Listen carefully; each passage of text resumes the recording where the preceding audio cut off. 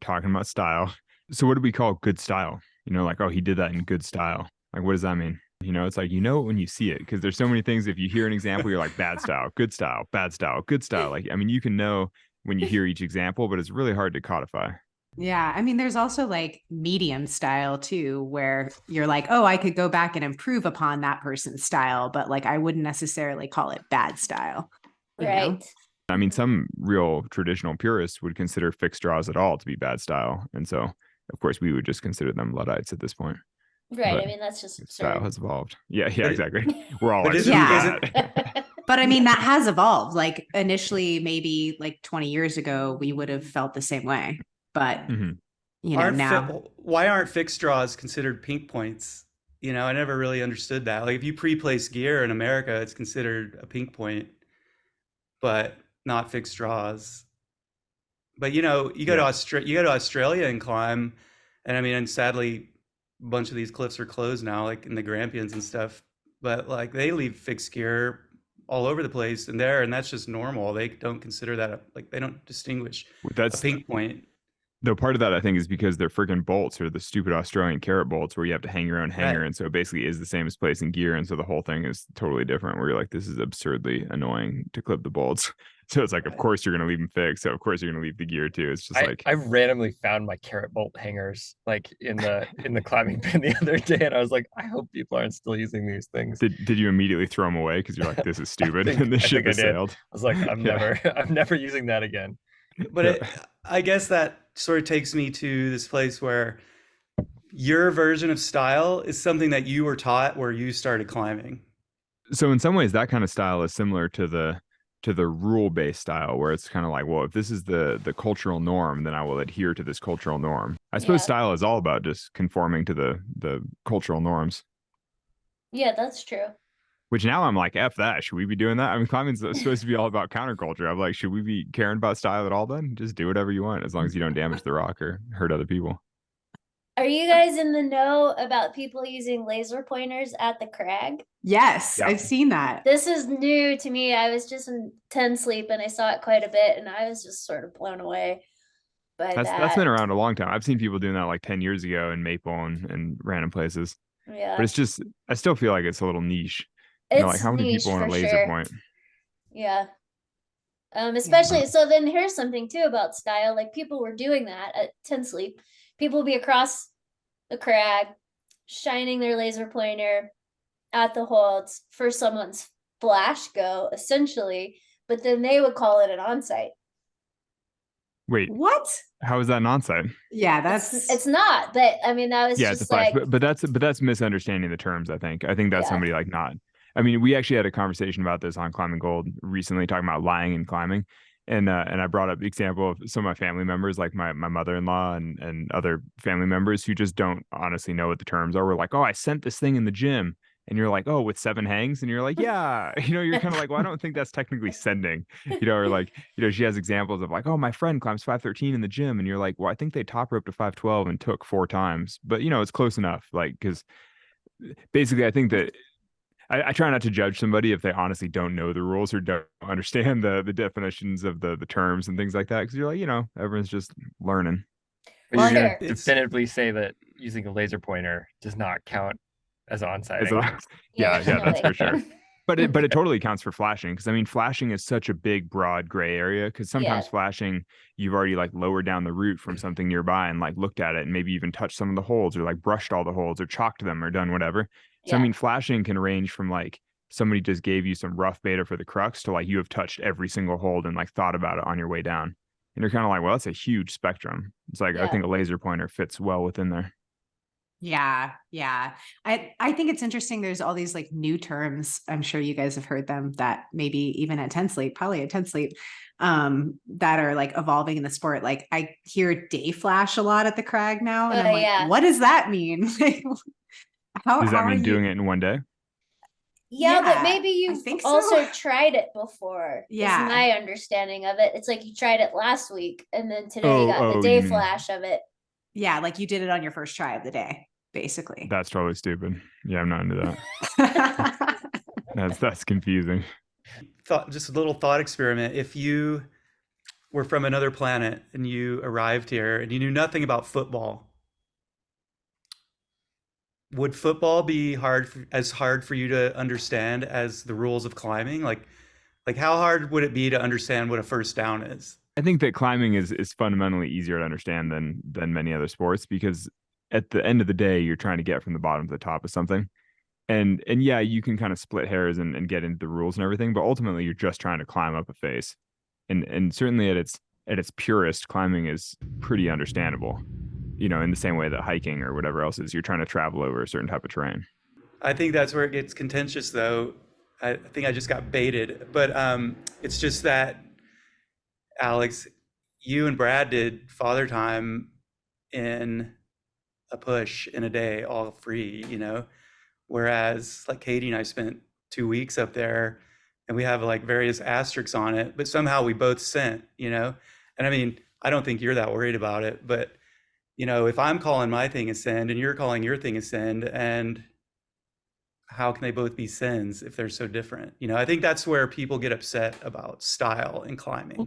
Dude, Have a quick, I like- actually did Father Time with an ex-girlfriend, and it was one of her first times jugging, and she supported me on it. And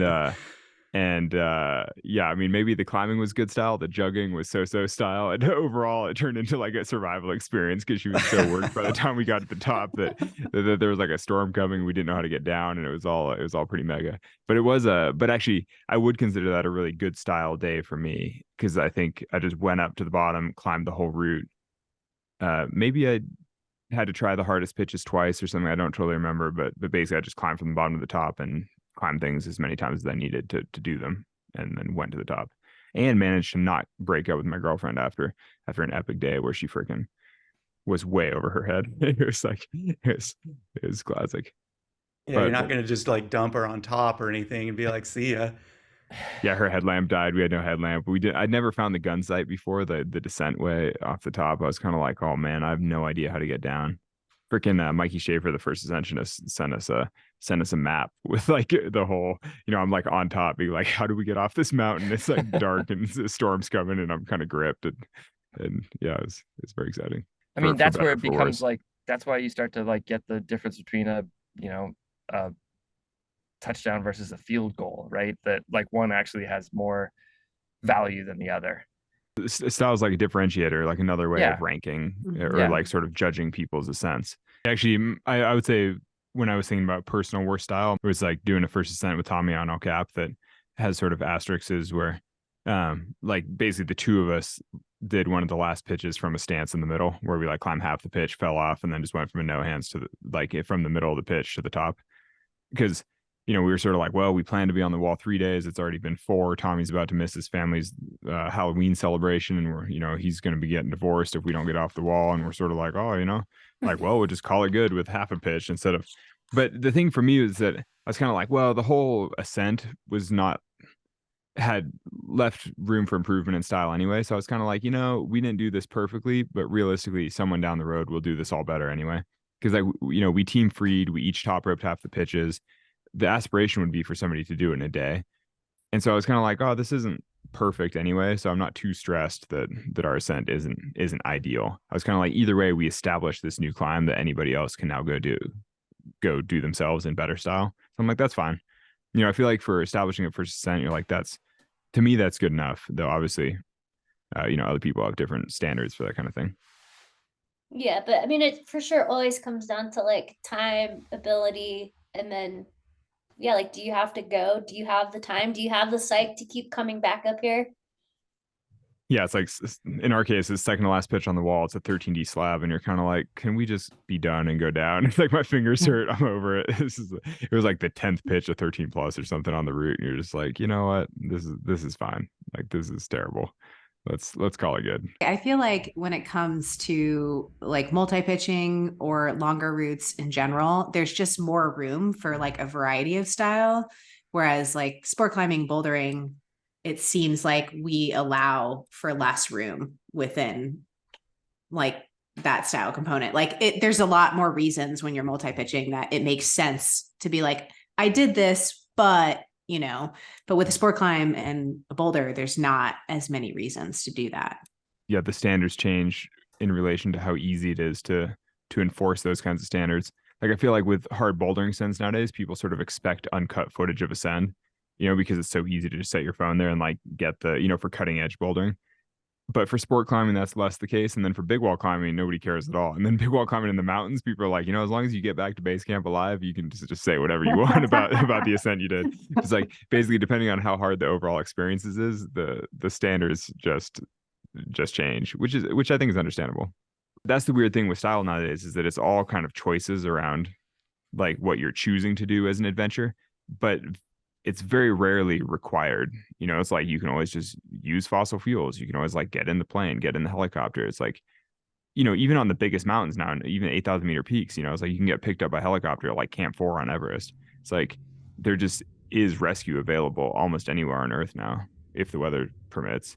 You're kind of like, no matter how you choose to do your style, it's like, I don't know, the world has shrunk a little bit. It makes it feel a little more contrived. The definition we were using earlier, where style is just a way to sort of rank a performance, then it makes sense that good style is always harder, which in climbing often means more painful. But it's like, yeah, is style always going to be the harder way? It's like, I mean, it does kind of seem like it, because that's, we're using climbing style as a way to differentiate ascents, to sort of judge what's a better or worse ascent. So you're like, yeah, well, the harder way is generally better style. But that is an interesting question, though. It's like, does it need to be? Like, do you always have to do it the hardest way for it to be considered good? Like, Well, if not, then you can be like that kid on your first trip to the Buttermilk Spits and just run up the back. I think climbers realize at a pretty early age there's always an easier way to do something. Yeah. It's You funny, you know, guys earlier you brought up the I didn't get to share my worst style thing because I was like thinking through of it, and I've had plenty of bad style, trust me. But like, and this is a funny one to pick, but somebody just recently freed this route I put up 25 years ago, and it like I tried it for many years. It was out on Prusik Peak, way out there. It's like, kind of minimum week-long trip back there, and when I put it up ground up, and I didn't really know how to put up roots at that stage too. And so like it was super dangerous. And I would come back, I was able to drill a few bolts on lead. I think I added one bolt.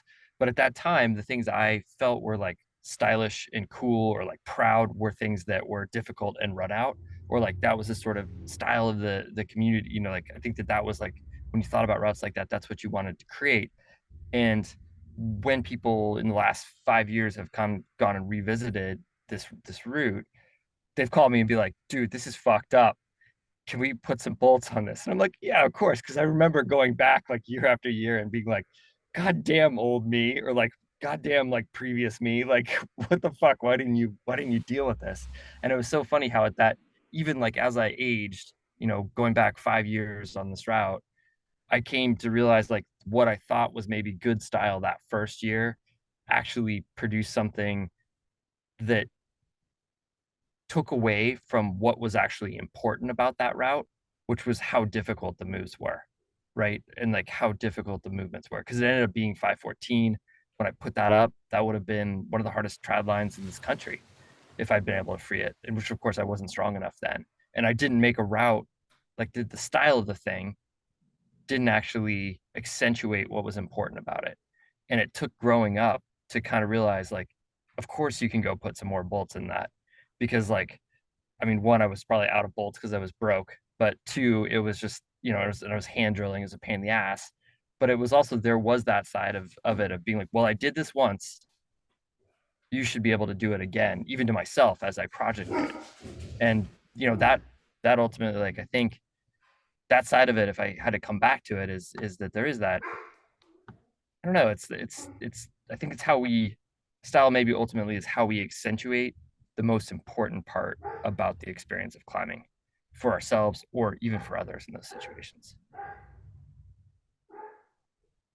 Talking about putting up new routes and whether or not something being run out is good style or not. Actually, you kind of think that the Mikey Schaefer and his route Father Time, which we were talking about earlier, is a great example of good style in that way, because it's a safe route, it's well bolted, it's like everything about it is like modern and repeatable and really great to climb on.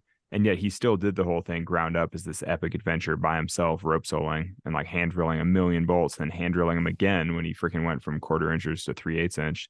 And so sort of like, I think that root father time is a good example of a really good style first ascent that's still modern, safe, reasonable. Like it's still good for anybody to go and do. Like it didn't have to be crazy for it to be good style.